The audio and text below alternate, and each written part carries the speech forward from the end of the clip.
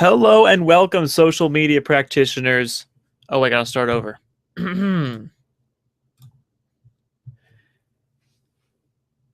Hello and welcome, social media practitioners. This is David, here to talk about best practices in the post 2.0 web. We are currently live on YouTube, Ustream, YouNow, StreamUp, Periscope, Meerkat, Mixlr, and Blab. We are on 8 different live streaming services simultaneously. Now, while the glow of that is still fresh, and it's still really great to be on that many, I think I'm going to begin to narrow down just the services that have the most impact and have the best engagement. I'm sorry, but StreamUp, you've not really been giving me anything on chat, and Ustream, you've been kind of lacking yourself. So far, from what I can tell, the most compelling ones to stick with so far are Mixlr, because they archive your audio posts, Google Plus / YouTube, because it's YouTube, Blab, because of the engagement and just how amazing it is in general, and maybe Meerkat. But the other ones have been a little lacking. So I think it's time to narrow my focus and push forward from there. So really quickly, the reason why my last episode last week was so short is because I was on vacation or I was about to be in Victoria, and I'm actually still on vacation technically. So really, I'm doing this because I want to do it, even though I'm on vacation. And this is going to be a full-on episode because I'm actually on a staycation, which means I am home just relaxing. So I thought, why not do a podcast episode? So here it is. And the topic is YouTube gaming. And I've been wanting to talk about this for some time meaning a few weeks, because that's how long it's been out.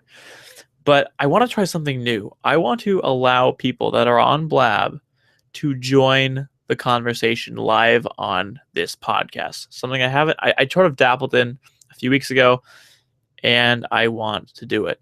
Purple Owl app on Blab says Warcraft 3 coming to iPhone next month. That is pretty amazing. And yes. But what I'm going to do now is I'm going to invite my friend Dan Rice, or the MS Edge, on Twitter and on YouTube to join me to talk about YouTube gaming. Dan, as you're entering, welcome to this podcast. Thanks for being on. Now, I can't hear your audio at all, so you might want to click the camera icon up there and check to see that it's the correct audio source, because I'm not hearing you.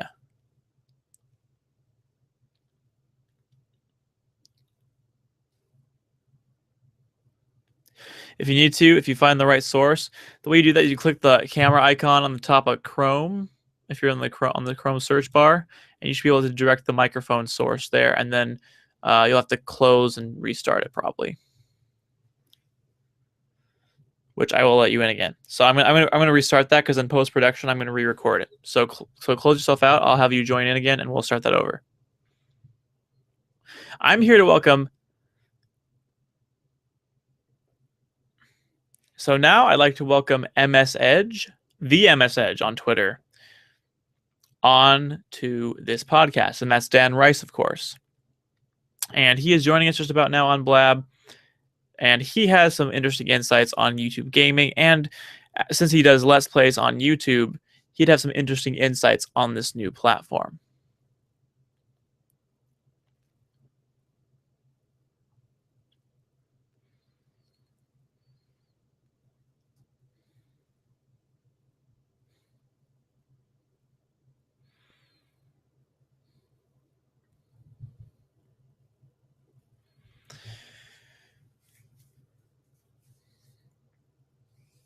And as we're going through this and figuring this out, I have never attempted to have someone live. We didn't really prepare this or anything.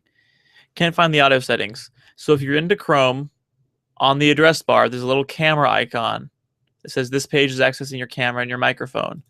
You need to make sure the camera is on the correct camera, which it was, and the microphone is on your microphone source.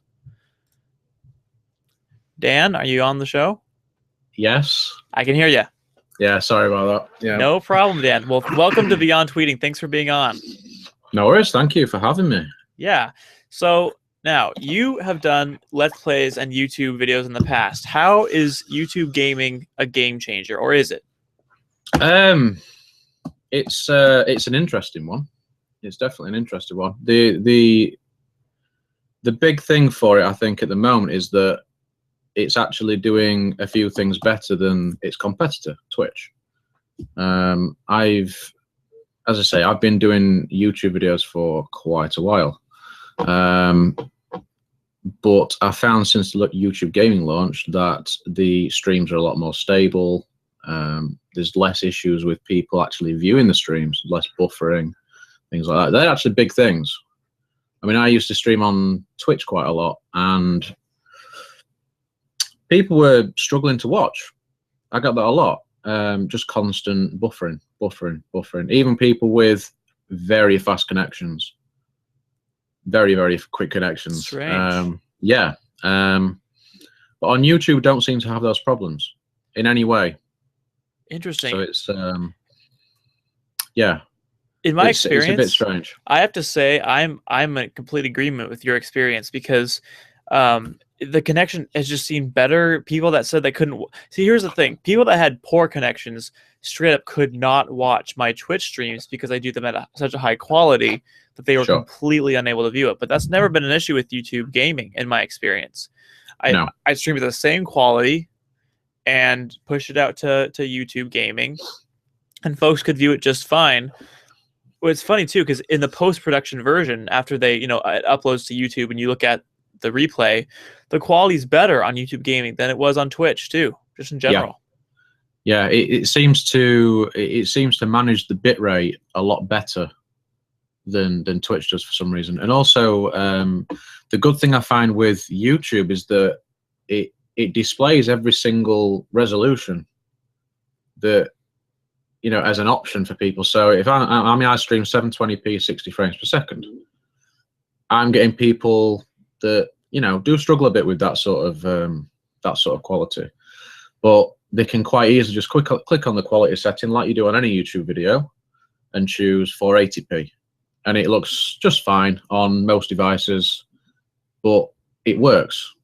It just works for them, and you can't do that on Twitch. Yep. That is brilliant. And JT Van on Blab asks, doesn't Twitch let you adjust quality while viewing?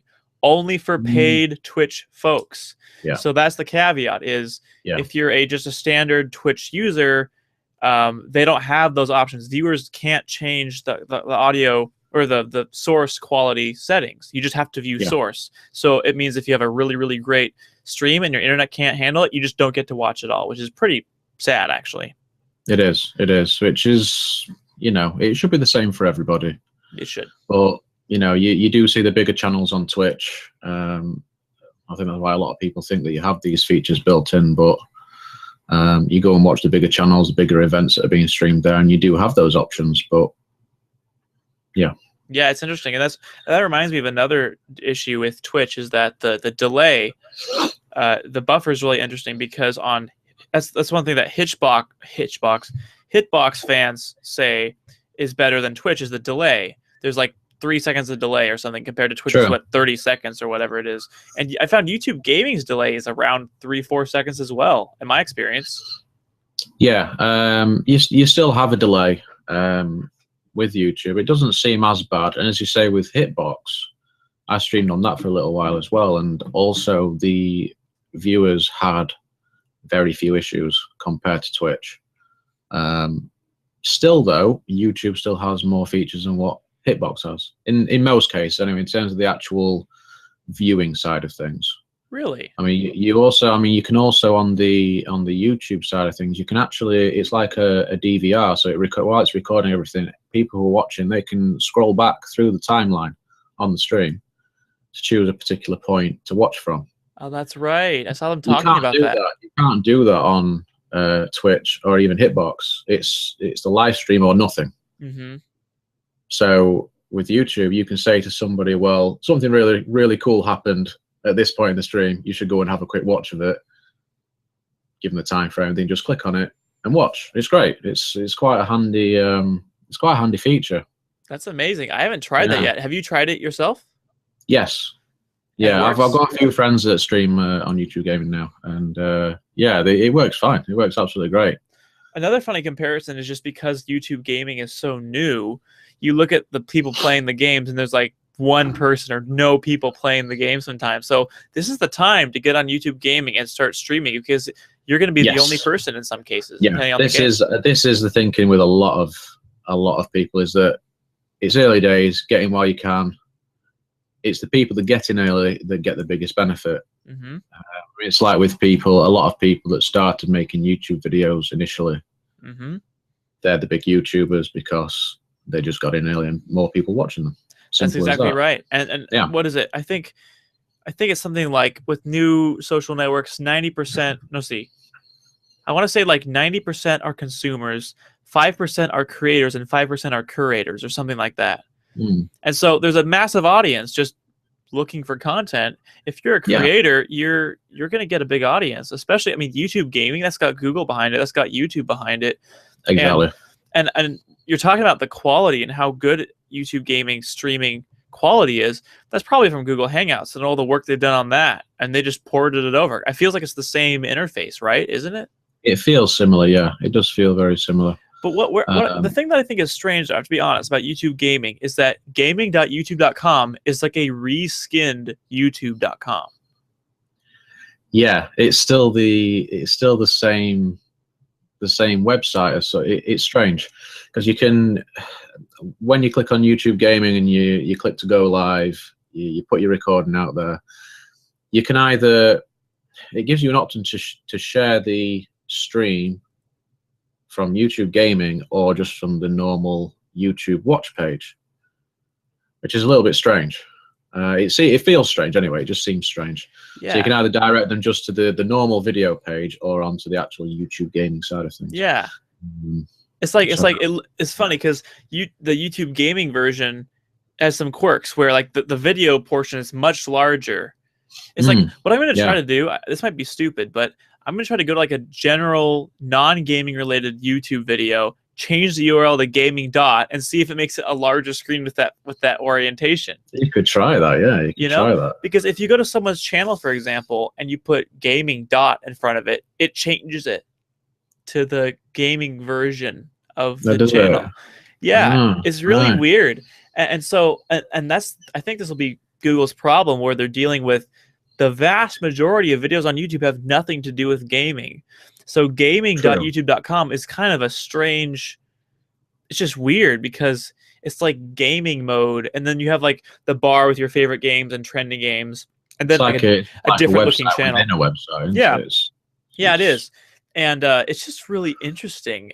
It's like, if you wanted to watch a YouTube video without ads, go to gaming.youtube.com or something like that. You know? But then they do still give you the option to display ads on your stream. Yeah. You can still have the ads on there most of the time. True. Because a lot of YouTubers now are partnered with different networks and things, and they will just choose to have the ads on there because they think it will earn them money. That's hilarious. Yeah, exactly. But that's just how it is. They're all wanting to hit the big time, and putting ads on your video is just the first step. It's the first step to not having people watch your video. Yeah, it is. Not when you see the number creep up on the stream. Oh, somebody's joined the stream, and then they've gone. Yeah. Thank you. An ad. Bye. So one thing I also like about YouTube Gaming is, this sounds really silly, but Twitch chat has, you thought YouTube chat was bad or YouTube comments were bad. Twitch chat is like the bottom of the barrel as far as, in my opinion, as far as chat goes. Because, and that's not to say that, for example, on smaller channels, the chat can be very good on Twitch. In fact, it's some of the best that I've ever seen. But as Game Boys NF says on Blab, Twitch chat for bigger channels is the absolute worst. Yeah, this is Robert on Blab. So, for example, I watched Super Smash Brothers Melee tournament last night, and literally you could not read a comment because they were going so fast. And there's so much garbage. It's just, and I don't mean like anything bad or anything, just garbage, like just a ton of emoticons or a ton of spammy words that don't mean anything, and it's just complete rubbish. And so what they have to do sometimes is limit it to the paid subscribers, and only the paid subscribers can chat, and then it's better. But yeah, but then it's not really fair. Yeah, it's not fair. So, but that's the balance you strike, is when you have anonymous live chat, unlimited posting, you're gonna get something like that. The only way you're gonna have a decent conversation is if you allow the people with some level of commitment to talk. That's the only way you're gonna get a meaningful conversation. But then at that point, you're leaving the other folks out. So, like, what balance do you strike? And it'll be interesting to see how YouTube Gaming handles this problem, because their comments are notorious as it is. I think Hitbox handles this really well. I think I'm right in saying this, but they have a feature that slows the chat down. Really? So it doesn't sort of scroll really quickly. It allows you to sort of read it and, you know, for it to just move along steadily. And I think that's something that a lot of people have been getting on at Twitch to add. I don't think YouTube's got that either, to be honest, at the moment. But probably not. There's a few things that YouTube needs to get sorted, but it's early days. It's early days. But the thing I find funny with the as you say, with the chat on Twitch, I do find that a lot of the games that are on Twitch are competitive multiplayer. It's people bad mouthing each other, and you do get that kind of chat on there. And it's it's not great. It's not, as you say, with the smaller channels, you get a few people. It's usually friends, and people they know on Twitter and things like that, and they just have general conversation. But I found that something quite good with YouTube gaming is the fact that I'm getting people watching that I wouldn't have watching on Twitch. I mean, I play quite a lot of RPGs and things, Final Fantasy Online. That's something that got absolutely nobody watching on Twitch. Really? Nothing. Most of the time, I'd be lucky to get 1 or 2 people joining the stream, unless I knew them. Huh. Since starting on YouTube Gaming, a couple of days after it launched, I would have 6, 7, 8 people watching at a time. People talking in the chat. It's straight, and people actually joining. People that I've been subbed to on YouTube for a while and have subbed to my channel. That wouldn't go on Twitch because they want to keep all their content and focus on YouTube. So it's striking up a very strange balance at the minute. Yeah, it really is. And that's the other thing is, the YouTube subscriber, all that is so strong. What's another weird thing about YouTube Gaming is that you now have a secondary option to follow people that's outside of subscribing to their channel, as far as I understand it, which is just really confusing. It's a follow button, but I think it's also a sub button. Oh, it is? They're the same thing? I think so. I've not noticed getting any notification saying such and such is following you. I've just had emails coming through saying such and such has subscribed to your channel. So yeah, I'm not entirely sure on that one, to be honest. That's the thing they got to sort out. They got to be really clear and say, in the gaming world, follow equals subscribe in the normal YouTube world. And they need to make some sort of, they need to clarify all those things. Because another funny thing is, now when you go onto certain live videos, you have the video, then you have the comments, and you have the chat. And so for people that don't understand the difference, like you and I are Twitch folks, so we understand that the live chat is just sort of temporal and live and then goes away. And then comments are sort of they stay, I guess you could think of it that way. But most people are like, am I going to type in the chat or the comments, and like there's 2 ways to follow and subscribe to people, and do I follow their gaming.youtube.com/c name or their youtube.com/c name? And it's just a mess. One thing I find really annoying is, I was doing a stream the other day and I had a friend join the stream, and he told me that I'd had like 7 likes on this stream already. We had quite a few people in the chat, and then obviously the video, once you finish streaming, the video gets put onto your YouTube. but then it's then starting again from scratch as a normal video. So there's no likes, there's no views, there's nothing. Really? They don't It transfer would over? be nice for that to carry over. Yeah. Because what used to happen is when you did stream to YouTube normally, which I did a few times, people commenting on the chat, well, chatting, it went on to the comments. They actually stayed on there as comments. That doesn't happen anymore, which you can understand, because if it does take off, you've got a lot of people talking. That's a crazy amount of comments to go onto a video. Yeah. But it's just a bit annoying that you can't have things like likes carrying over, because that's quite a big part of it. Yeah, it is. Likes, and that would do so much, because it like de-incentivizes you to get people to like the stream that's going on if you know they're not going to carry over to your video. And Kimberly, you're not being distracting at all. Kimberly on Blab is bringing up some good points. SoundCloud actually does that, right? So SoundCloud, all the likes and all the interactions SoundCloud gets when you live stream do get carried over onto the final, the final piece of content. And so I know that's a really good point, Kimberly, that it can be done. So why isn't Google doing it? And Robert on Blab is saying, I've noticed the chat stays on past streams on YouTube Gaming. Now, is that when you view the video, that chat section that you're able to scroll through? I think that's what you're talking about. Have you noticed that, Dan? What's that? There's like a chat section. It keeps all the old chats on the old videos. Yeah, I haven't tried that. I've not noticed that at all. You know what you ought to do is you ought to find that video and then put gaming dot in front of it and see if it shows the chat magically or something. Although, to be fair, yeah, as soon as you go live, or you go to your live page where it says on YouTube Game to go live, and it takes you to your page with the video and everything there, it always has the previous chat in the column there. It's always there.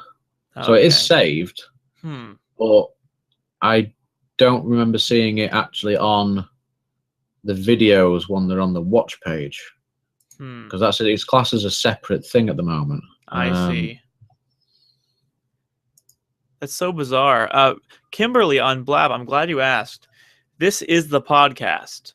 So folks listening right now live get the experience. And then after this is done, I produce this, and folks listening right now on their podcast app are getting the post-production version of this.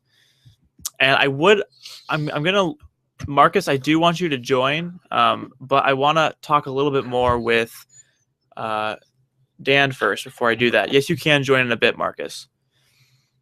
I haven't tried two other people at once, but you know what? Maybe I'll give it a shot if you don't mind, Dan. More the merrier. All right. Hello, Marcus. Hi. Hey, Marcus, I gotta bump you off because you're too loud. I am? Yeah, there's a lot of background noise in the background. That's a car. And it doesn't sound very good on the podcast. If you can find a quiet place and then rejoin us, I'll have you back on. Okay. Yeah, sorry. Continue to comment in the chat, but I'll have to just, because it's too loud and the background noise. Yeah. Okay. This is something that I thought of. Is like, you have really good audio and you have, the headphones and the microphone. Not everyone has that. Biggest headphones in the world, I understand. Yes. Yeah. Well, that's good. Anyway, well, Marcus, thank you for joining. I really wish you could be here, but feel free to type in the comments and you can be part of this podcast. All right. So let's see. What do we have over here? Okay. So as far as YouTube gaming goes, do you think a game that has no followers? So let's say that you have a game you want to play and no one else is playing that on Twitch, and also no one else is playing it on YouTube Gaming. Would it be better to play it on Twitch or better to play it on YouTube Gaming? YouTube Gaming. Why is that? There's a bigger diversity of games on YouTube to start with. There's a lot more. I mean, people doing Let's Plays, and there's every game going on that. And these people will also stream it at some stage, and there will be people to watch. They know that if they go to YouTube, they will find those videos. You go to Twitch, you can quite easily find nothing. I mean, as I said before, with Final Fantasy that I was playing, I was doing the stream the first time I did it, and I had quite a lot of people in the chat and just having a good conversation with people, and they were saying you don't usually find these sorts of things being streamed on YouTube, but then they've obviously searched for it on YouTube. Right. They've not gone to Twitch, because I've been streaming on Twitch for over a year easily, and I've been playing that game a lot of the time, and still don't get people watching. So obviously they are searching for it on YouTube, just not on Twitch. That might just be a game specific thing, but I would imagine that it would happen with other games as well. I just think it's one of those things where, in terms of not the big titles, as I say, the competitive titles, everything seems to go to Twitch. They have these big events on them and massive followings. But everything else, for the people just wanting to look for games that aren't that popular, maybe older retro titles and things, they will go to YouTube. Because there's a lot of people doing those things specifically. Yeah, I have to say, one thing that kind of disrupted the experience for me, at least initially, when I was looking for live stuff on YouTube Gaming, was I would, find the game, and finding the game was no problem. You'd type it in, it would come up, you click it, but then it would show a mix of games that were live and like games that were uploaded like a week ago that had nothing to do with the live part of it. And I think the reason they're doing that is because they realize they're a new platform, and they're not going to get a lot of people live, so they wanted to mix it up to show like they have tons of content. And then if you look really closely, you can see there's a live tab and there's a uploaded tab or whatever, and you can actually differentiate between the two. But that kind of annoyed me at first, because they'll upload a thumbnail that makes it look like it's a live game, and you'll click it, and there's like some video that's been uploaded a week ago, and you're like, what? I wanted a live person. Yeah. I mean, if you come across a video on YouTube, usually you'll know whether it's currently live or a previous recording, because usually there'll be something on there saying it's a previous recording. They'll say it's part 1 or part 2 or something like that. On Twitch, you come across all these videos, and they just look like it is a current stream. The amount of times I've clicked on videos and then found it to just be a recording, and it's annoying. It's really annoying. But you gotta look for I think they are trying to do a little bit of. I think they're trying to be YouTube a little bit in a way now as well. How's that? Just because of the you can keep all your recorded clips and things on there as well.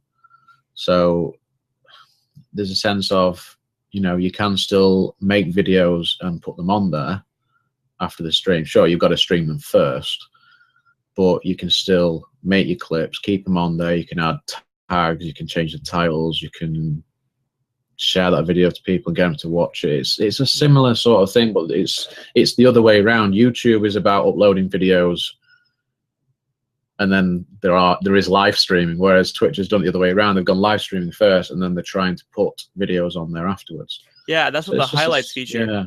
One thing that's always been very unclear to me is that for normal Twitch folks, this is what I don't like about Twitch. Another thing I don't like about Twitch, by default, it doesn't save your videos.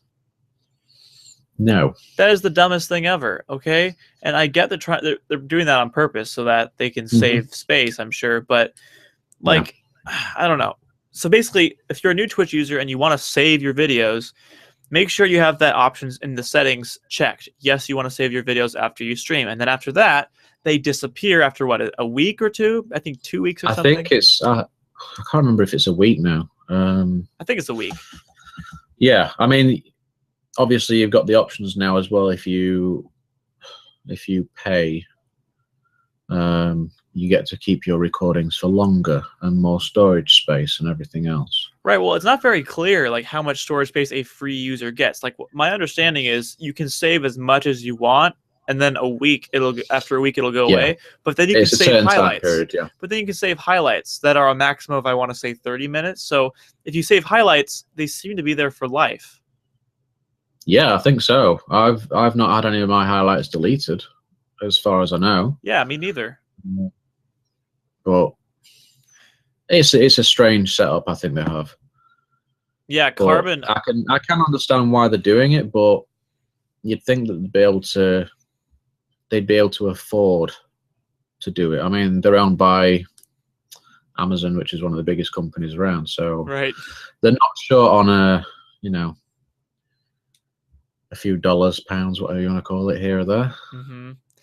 Carbon So, Axiom on Blab says Twitch has a history of server issues, and the default is likely due to that, because that's pretty funny. Twitch does have a history of server issues. It's one time on one of my recordings, it like randomly cut out half of the whole thing and like removed it, and it does. Twitch is kind of buggy. yeah. For it being out this long. I mean, you'd think since Justin TV, when it started, they'd have enough time to figure out to get their crap straight, but I guess. Yeah. I mean, they've had plenty of time where they have been the only player in the market doing this sort of thing. Yeah. They could have added more features. They could have done whatever they wanted with it and just made it so that it was extremely difficult for any competition to even catch up to them. But they have let them catch up. I think YouTube gaming is going to catch up very quickly, and they're going to start to struggle. Well, you know what's funny? Before Amazon purchased Twitch, Google they were trying to buy Twitch first. Yeah. Which is funny because so maybe if let's go back in time and take Amazon out of the picture, let's say Google did buy Twitch, YouTube gaming would just be Twitch, right? Yeah, I think so. Isn't that a weird thought? So they had to throw together honestly, YouTube gaming is good. The whole streaming part of it and the what we've been talking about, but the website and like how it works with other videos does seem really thrown together at the last second. So my guess is they had all this in place and they're like, okay, all we have to do is acquire Twitch. Everything was looking like it was going to happen. Then the last second they're like, nope. And then Amazon bought them. And so they're like, okay, well, what do we do with all this infrastructure and all this branding that we had prepared? And maybe that's what happened as a result. Possibly. But I think the route they have to, I think they made the right decision, to be quite honest. I think that they will be quite successful with what they've got. I mean, YouTube is enormous. It's so vast, and a lot of those content creators are going to stream because they have the ability to stream. They've got plenty of people already there, subscribed to their channels, that will watch it. So I don't see them having, I don't see them getting beaten by Twitch in a vast way. I think they'll sort of appeal to different parts of the market initially. But YouTube's got to try, I mean, Google have got to try to get certain big events on YouTube to try and take it away from Twitch a little bit. So it's trying to get exclusivity for certain things. Yeah, and I'm going to talk about that in a second. I went to PAX Prime in Seattle, and they had a pretty impressive booth there. But I want to get to Sean's question really fast. Does YouTube gaming compete head-to-head with Twitch? Yes, it is.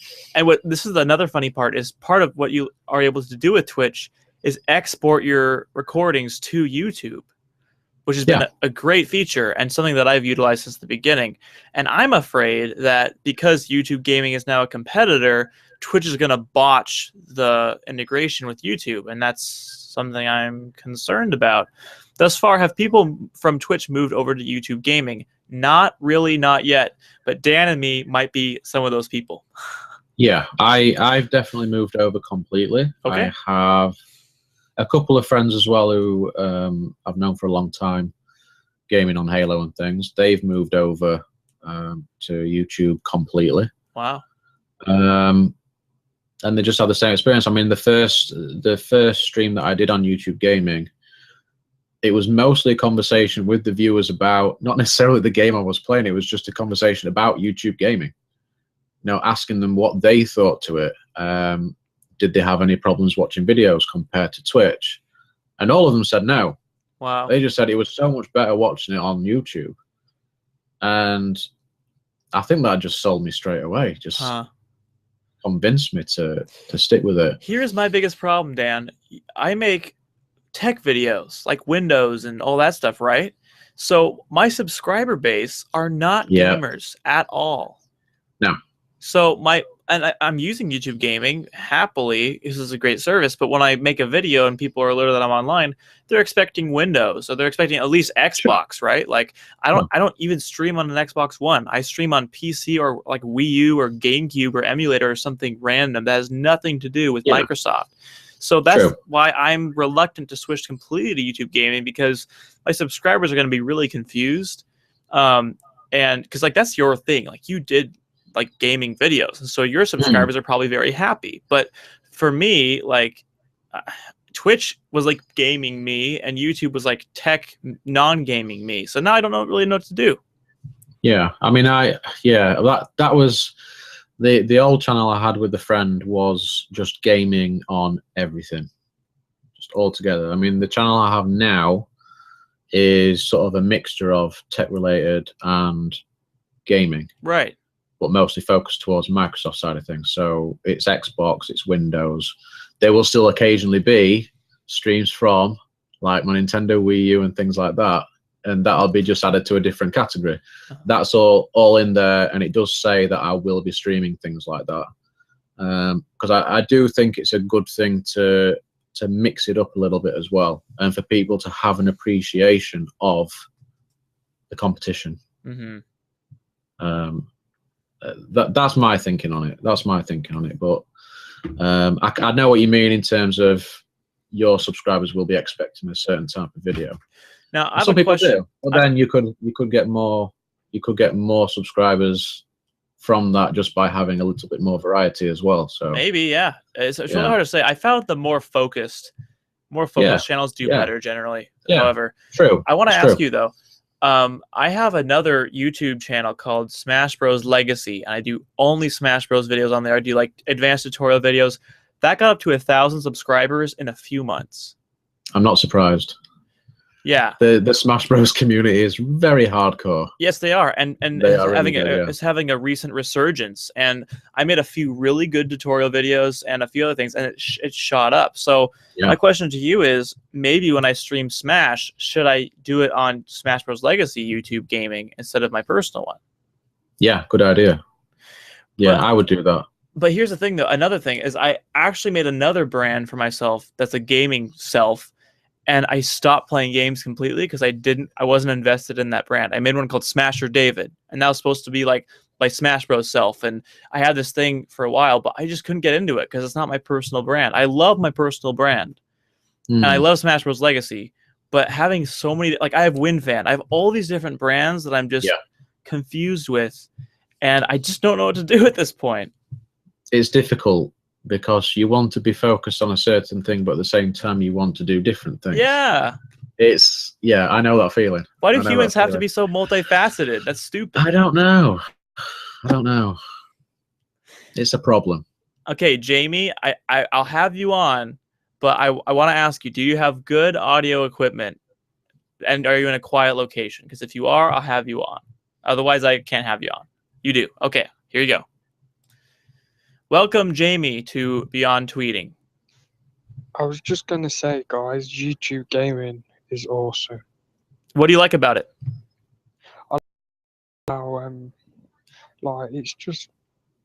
It's the way forward to like gain confidence, basically. If you're not used to like talking to people, like I'm not used to talking to people like this, but if it weren't for April telling me, "Oh, just try the app. If you don't like it, you don't have to go to it." Right. And it's like YouTube. You recommend people to watch, and your friend goes and watches it. And it's like me. I'm a big Minecraft fan, and I'm 23. Mm-hmm. Nothing wrong with that. I watch Syndicate Project. I watch Roman Atwood. I watch Shaytards. I watch Fun for Louie. I watch every like vlogger that I've got on my list, and I think it's a way forward. Interesting. So in other words, you see YouTube gaming as an extension or as a brother to YouTube vlogging and YouTube like personal videos. Yeah, it's like me. I'm a gamer. I follow Optic, FaZe, all these big clans that play on Call of Duty on YouTube, and it's like gaming is the way forward for YouTube in vlogging. Do you Personal. sorry? Do you tend to find that those like Optic and streamers like that? Do you tend to find that they're over on Twitch more though than I've got than Twitch YouTube? myself. Yeah. So I follow most of them. Yeah. So What do you prefer to use? I use YouTube, Twitch, and basically I use a thing on PS4 called Live on PlayStation as well. So the Okay. people that are streaming on PlayStation, it's just one app for that. Then you follow them, it comes onto your Twitch account or your Ustream account. Okay. Right. Because They're YouTube's integrated into PS4 now as well, isn't it? So yeah, Interesting. it's a brilliant way to meet new people as well. it is. to be It's really honest. good. It is really good. Well, thanks, Jamie, for submitting your 2 cents. I'm gonna now talk about PAX. Thanks so much for joining us, Jamie. I'll see you around. Okay. See So you. yeah, Bye. So PAX Prime in Seattle, Twitch had its booth, which you might expect, but what you might not expect is YouTube Gaming's booth was like twice its size. I did hear that they put on quite a show. To be fair, They did, and they had tons of people on. I mean, honestly, I was with one of my friends, and she really wanted to meet some of her favorite streamers, and they were all in the Twitch booth. So we visited the Twitch booth more than the YouTube Gaming one, so I didn't really get a lot of time. But still, that was pretty gutsy being so new and having such a big display. Like they're serious about it. yeah, I think they have to make their presence known. They've got to be very shouty and try to get it out there that they are here to be reckoned with. Well, you know what this is like, though? You know what the last time they did this was Google Plus, and the last time they did that was Google Buzz. And those two things weren't met very well with that tactic of shouting in people's faces that they were there. No, that's yeah. I think it's a bit different though. Why is that different? They were going for more of a social networking sort of side of things there, whereas it was creating something almost new for them anyway. And whereas YouTube Gaming is still YouTube, it's still it's sort of feeding off of that side of things rather than being a complete new entity. It's already got people there to use it. That's a really good point. I mean, even if you take out the whole like playing games part, you have massively popular like game video makers like Peanut Butter Gamer and JonTron and those sorts of people. That's not even the whole live streaming category. So they have massive amounts of gamers already. So that's a really good point. I didn't think about that. Yeah.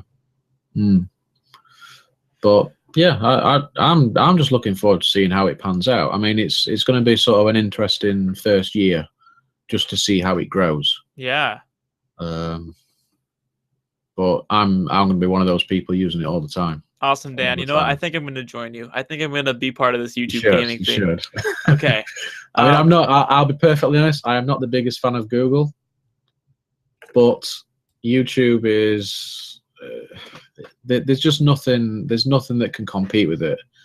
And if you want to do that sort of thing, I think that is the place to be. I'm the same way.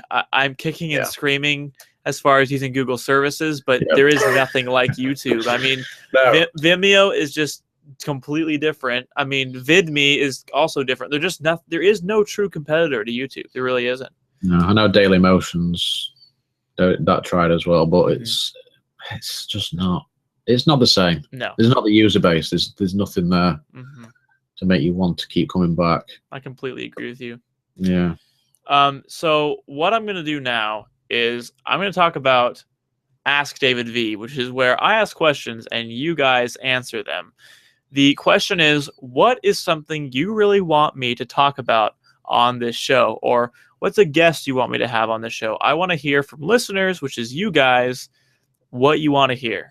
And I haven't asked that question enough, and I want to make sure that I'm doing that.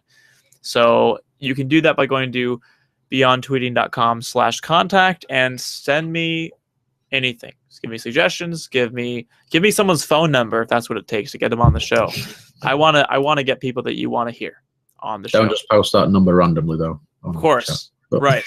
Yes. Do not tweet me publicly the person's phone number, for example. That would be a bad idea. Yep. Okay, now the social network of the day is Snapchat. I'm going to talk about Snapchat because here's the thing. I was a naysayer, okay? I said, okay, a little app where you send photos to your friends and they disappear afterwards. That's the dumbest thing ever. Like, no one's going to use that. I know people that want to save their messages for future reference and they want to save pictures of their friends. No one will use this. And I was completely wrong. Completely and utterly wrong. Everyone uses Snapchat. Everybody loves Snapchat. It's crazy. I can't say that I love Snapchat. I am in just the minority, the crazy minority. Basically, although my favorite part of it is the stories. One thing I do enjoy about Snapchat are the stories where you can sort of capture moments throughout your day and people view it. It's only there for 24 hours, which I also think is dumb, but I guess it's okay. People can actually see what you've been doing that day with your pictures and through videos and through the things that you've been doing. And that part's fun.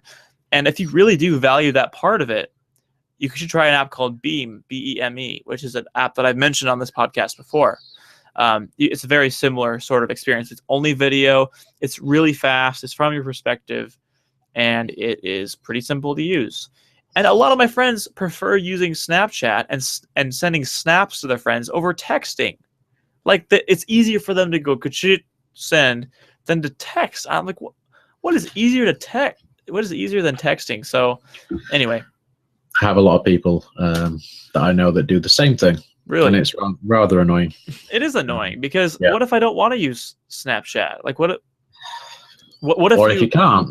Right, or if you can. If you have a Windows device, the CEO of Snapchat vehemently opposes putting his application on Windows devices for some reason. When this whole Android sideloading thing on Windows applications or Windows devices comes to fruition, though, that'll be a game changer. I think it will, yeah. So anyway, the reason I want to talk about Snapchat is just because marketers are using it in crazy ways. I thought this thing was trash. It has been widely adopted, and because of the big user base, marketing people have used it to their advantage, and in some really crazy cool ways. It is not available on the web. It is on iOS and Android and not on Windows, as we discussed. Links in the show notes. Now, let's take a trip to the app graveyard. These are the applications and services that are no longer with us. And today's dearly departed application is one that's not really quite dead, but it's kind of dead, and that's Delicious, which is social bookmarking. Yes, delicious.com still exists. Dell.ics.us still exists. All the vanity URLs are still there. And it's still a functioning social network with millions of users, but they're not active users. There's really no point. Now, these days, bookmarks and favorites are synced to the cloud anyways with your personal ID or your personal account, whether it's a Google account or an Apple ID or a Microsoft account. This is sort of a middleman social network. There's not really a need for social bookmarking. There just isn't, because either you'll save it in your personal cloud for your own use, or if you want to share it with someone, you'll use a social network and you'll share the links that way. Yeah. I mean, I don't know, Dan, can you think of a single reason why someone should open a Delicious account today and use it? No. Me neither. No. So is Delicious still out there? Yeah. Is it dead? Well, no, I guess, but social bookmarking's dead.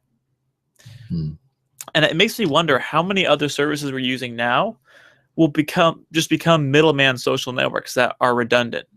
And we're probably using them now. And in a few, like I had this crazy thought for the first time today with the new Skype messaging app built into Windows Mobile. I thought, what if SMS and phones, like phone minutes and SMS is going to be extinct in the next 5 years? I think it probably will be, yeah. Yeah. And we're laughing about using faxes and we're laughing about landlines now. I think we're going to be laughing about SMS and phone calls pretty soon. Yeah. Apparently, it is dying out a little bit in a lot of places. Yeah. Definitely here in the UK. Really? People have been using WhatsApp and things a lot more. Mm-hmm. If So, yeah. Microsoft nails Skype integration in Windows 10 mobile, and I mean Skype's on everything, and the push notifications work just as well as getting a text message, and it's a light platform that can work and replace your phone and replace FaceTime and replace all those other things. Whoa, Skype has a huge opportunity. Yeah, because it's the Skype messaging side of things, isn't it? It sort of replaces the text messaging. Yep. Tile. So I've done that on my phone. I'm using that at the moment. Really? Seems fine. Cool. Seems to be working fine. The Yeah, video doesn't work at all. Yeah, I get the weirdest error message coming up. Yeah, but the messaging side of things at the moment is fine. Great. And for everyone listening, this is in a beta stage right now. It's in preview. So we're just testing it out. So anyway, it's going to be cool to see what happens. So now it is time for immature impersonations. Maybe they're good, maybe they're bad, but they're certainly immature. And for today's impersonation, I'm going to do Solid Snake from Metal Gear Solid series. This should be good. I hope so. I have to confess, I don't... The best, okay, my friend Nico Johnson, I'm going to give him a shout out. He is the best gosh darn Snake impersonator I have ever heard. And I can never hope to live up to his impersonation of Solid Snake. But nevertheless, I'm going to try. Okay, here we go. Colonel, tell me more about this podcast. From what I can tell, it's tasty.